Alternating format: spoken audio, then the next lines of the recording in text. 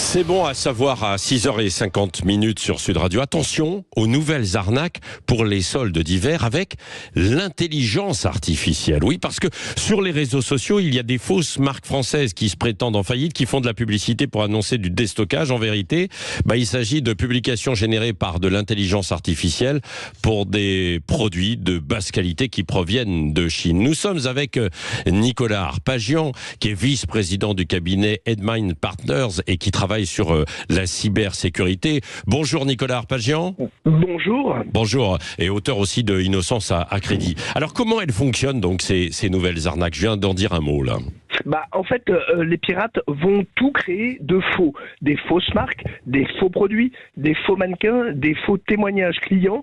Les images, les textes vont être générés par des algorithmes. Et donc, effectivement, ça va donner un texte extrêmement attractif avec un produit, vous l'avez dit, avec des rabais très importants. Alors, au-delà de la période des soldes, c'est vrai qu'ils ont habillé souvent cela ces dernières semaines de faux dépôts de bilan. Alors, il y a un texte assez larmoyant indiquant qu'une PME française va, à cause du Covid, etc., déposer le bilan et qu'elle est obligée de déstocker à regret et évidemment des produits de haute qualité à très fort rabais avec des photos très très valorisantes, mais qui sont des pures fictions puisqu'elles ont été créées par des algorithmes et des ordinateurs. Oui, alors dans ces conditions, il y en a qui évidemment se disent tiens, je vais profiter de l'occasion, je vais saisir ça pour acheter à fort rabais ces choses.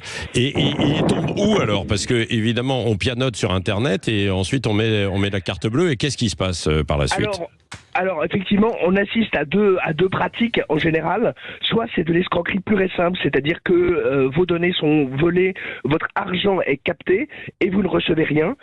Autre option, c'est que vous recevez effectivement alors le manteau promis, la veste, la chemise, mais qui est de confection extrêmement médiocre et qui est sans commune mesure avec l'image très attirante, très parfaite qui a été générée par l'ordinateur.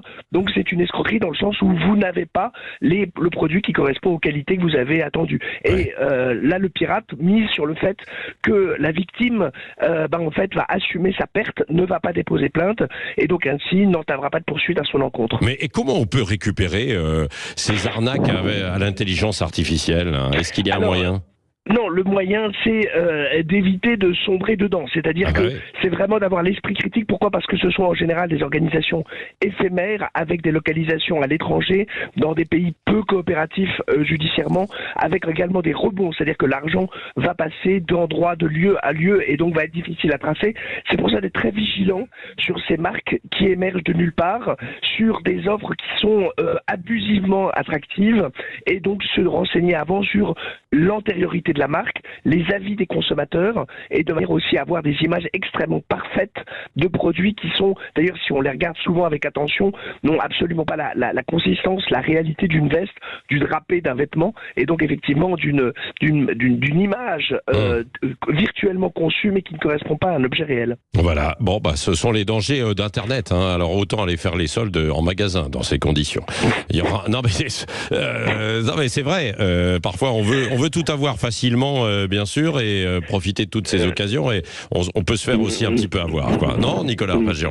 Alors les soldes, il faut le rappeler, les soldes, ça sert effectivement à un commerçant à déstocker, à libérer de la place pour la saison prochaine. Donc c'est vrai que le fait d'aller dans une boutique permet effectivement d'assumer cette légitimité des soldes. Alors au-delà de ça, c'est vrai que d'être vigilant et de se méfier, d'avoir un esprit critique qui est toujours bienvenu lorsque on vous offre une affaire mirobolante. Est-ce que si ça avait été effectivement une promesse pour d'autres types de produits, dans d'autres environnements, est-ce qu'on aurait cédé? Ça vaut le coup effectivement de prendre le temps préalable de la réflexion et de l'analyse. Oui, de s'y pencher. Merci beaucoup Nicolas Arpagian, auteur de ce livre Innocence à crédit aux éditions Mareuil, et puis donc spécialiste de la cybersécurité.